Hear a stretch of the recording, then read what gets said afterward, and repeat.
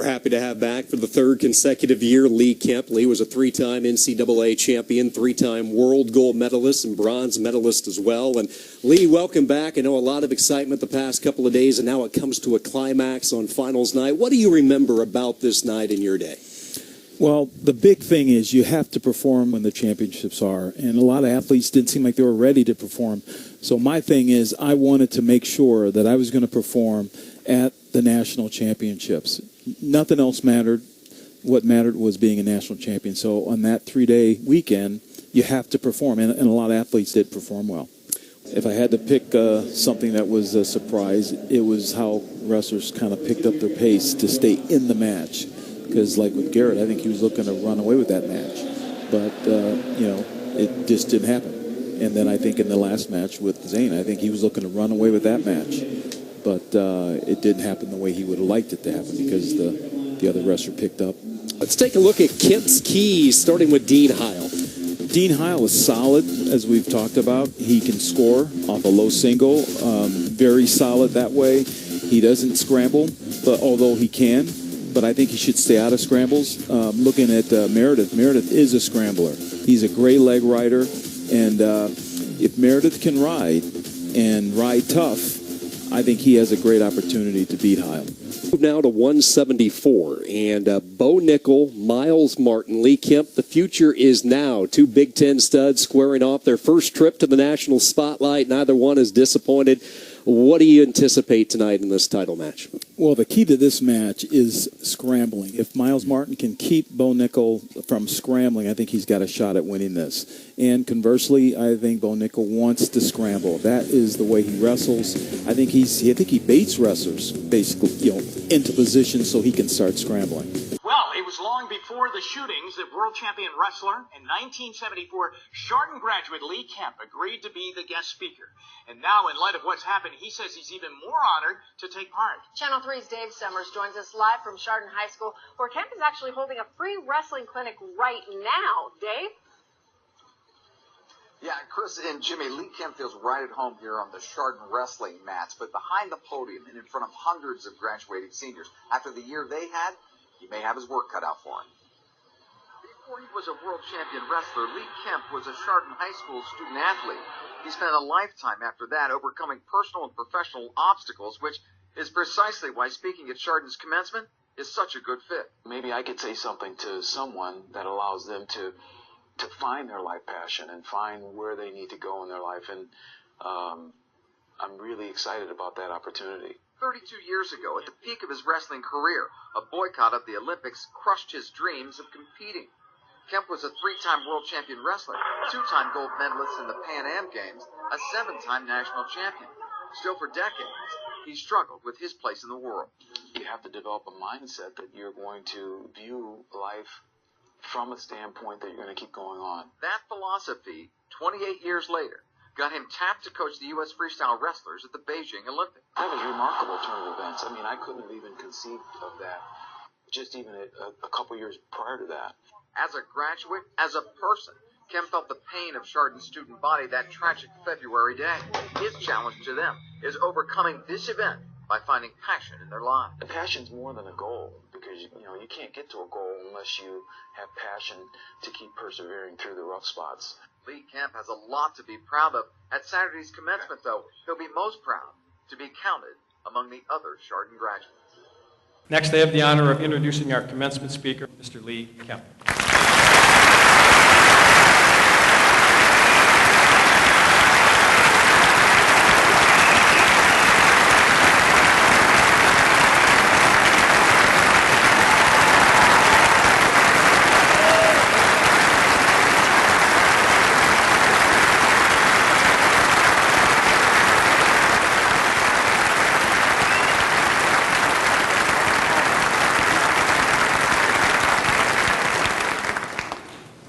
Thank you for that applause, but you're really applauding the graduates. That's why I'm here, that's why we're all here, but thank you so much for that. I learned, though, that my wins record was broken by John Connick. Incredible unity that I see in the Chardon community. I was here yesterday, so I had a chance to interact with a lot of the wrestlers on the team. A lot of the parents were there. There were coaches there. And I walked around the school and saw the various places within the school, and I heard all the stories. Just incredible, incredible stories of courage and unity and strength. And the thing that I take away from all that is you have the power to choose. That is so powerful. You can choose where you're going in your life. You can choose exactly where you want to be in your life. So to the graduating class of 2012, I wish you all the success that I know you're going to have. Congratulations.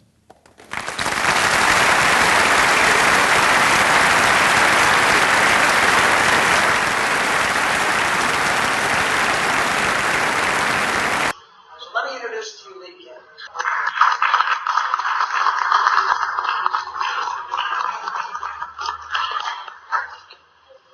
What about this organization? How about a hand for the organization? The only thing I can really say is America needs wrestling. And wrestling is far and away one of the toughest sports that there is. In fact, I tell this whenever I speak. I talk about the military, especially special forces. They look for individuals that have wrestling in their background. If you have wrestling in your background and you are applying to be in some aspect of the special forces, they want that. They appreciate that because they know how tough wrestlers are. And then as a side note, you all wrestlers will appreciate this. They also know that we can go without food and water for a while. Hi, I'm Lee Kemp, 2008 Olympic coach and 3-time world champion.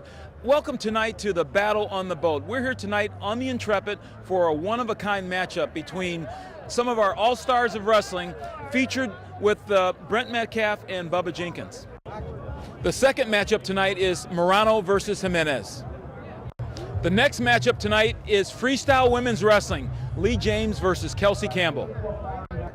Up next is Mango versus Coleman, men's Greco-Roman wrestling. Back to men's freestyle wrestling, we've got Askren versus Moza up next. What we've all been waiting for, the featured matchup tonight, Brent Metcalf, 2-time national champion from Iowa, versus Bubba Jenkins, national runner-up to Metcalf 2 years ago. This could be a grudge match. It should be a great one. Hope you enjoyed the matches tonight from the Battle on the Boat on the Intrepid, the Beat the Streets Gala event. This is Lee Kemp saying goodbye. I'm here with Andrew Marsden from Crystal Lake. Andrew, great match with a pin in the finals. You were really excited about this. You're only a junior. Tell me what your thoughts are after the match. You look like you were really, really ready. So you got one more year left. What are your goals for next year? Same. Awesome job, Andrew. Thank you. Congratulations. I'm here with Nate Majera from Wakanda. Just won an exciting bout, a turnaround from last week. Tell me your thoughts about this match. It was very obvious that you went out to win that match. You weren't thinking about the previous result. You were thinking about winning tonight, weren't you? Yeah, I know. Great game plan. Congratulations. Thank you. I'm here with Tanner Farmer from Highland. Great match. It looked like you set out to dominate, and that's exactly what you did. Was that what's going through your mind at the beginning of the match? Yes, sir. Thank you. Yeah, you put it all together. You're one of the big guys that had to cut a little bit of weight to get to 285. Is that correct? Yes, sir. I had to cut 30 pounds. Wow, you look really great out there. Congratulations. Thank you, sir. I'm here with Jabari Moody, your 106-pound champion. Jabari, early in the match, there was a scramble there. It looked like it was going to go either way. What were your thoughts there? After the first scramble, you went right on the attack, but it's unfortunate that the match had to end that way. But can you explain what actually happened to cause that injury? Yep, it was a perfectly legal move, so there's nothing that you did on your part. Congratulations, Jabari Moody, the 106-pound state champion. Thank you. I'm here with Vince Turk from Montini, the 138-pound state champion. Vince, tell me a little bit about what you were thinking in that overtime. I just wanted to be on the attack, get to my shots, make sure I scored, not let him get in on any cheap takedowns. Yeah, you came close so many times in the regulation period. It was anybody's match in the overtime, but it looked like you were determined to win tonight. Yes, I knew. I had to put it all on the line right there, overtime. Last takedown for state title. You're a senior. How does it feel? I'm a junior. Oh, you're a junior. How does it feel then? You got another year. Feels good. I'm ready for another one next year. I'm glad I got this one out of the way. Vince Turk, 138-pound state champion from Montini. I'm here with Randy Menneweather, 152-pound state champion from Washington. Hard-fought match. What were you thinking going into that overtime? I was thinking, like my coach said, I only got 6 more minutes left. 6 minutes of the match. After that, I had to dig deep. Coach always preaches hard work, hard effort equals good results. So, awesome performance. Randy Menneweather, 152-pound state champion. I'm here with Xavier Montalvo, 170-pound state champion from Montini. Xavier, you were wrestling at 160 most of the season, and you went up to 170. Tell me why you made that decision. it was a decision that me and Izzy made. One of our guys was senior. He was wrestling 70 all year to get taking some beatings. So I decided to bump up, let him go down, let him do the best he could. You did a great job. 170-pound state champion, Xavier Montalvo. Thank you. Coach, wonderful matches tonight. Great experience here in Assembly Hall. I guess now it's been State Farm Center. We've made that mistake all night, too. That's all right, Lee. But there's no other sport like wrestling. These athletes put it all on the line, one-on-one. They're out there competing for a state championship. Just an awesome performance, and the state of Illinois produces some great wrestlers. They're going to various colleges throughout the nation. You know, Dave, you've been after me a long time to do this technique video. I don't know, how long has it been? It's probably been close to 10 years now. And I always thought I could do it better myself. But you know what? It never happened. And now I'm 58, so you convinced me, and I wanted to get my technique on video, and I'm glad you gave me that opportunity. Hi, I'm Lee Kemp, 3-time world champion and Olympic wrestling coach. When I was an athlete, I looked for any type of edge I could get, and nutrition was that edge for me as an athlete. And I created the company Forza to help athletes get that nutritional edge. Welcome to ForzaByKemp.com. I'm Lee Kemp, creator of Forza. Forza is the official, exclusive nutritional sponsor of USA Wrestling. As a former Olympian and coach, I understand what it takes to win. Today, my nutritional products are used by the United States national wrestling team that'll compete in the 2012 Olympic Games in London. Now I'm bringing Forza to you. Forza nutritional products focus on 4 key areas for athletes: endurance, performance, recovery, and hydration. The smallest of margins in these 4 areas separates winning from losing. First and second place.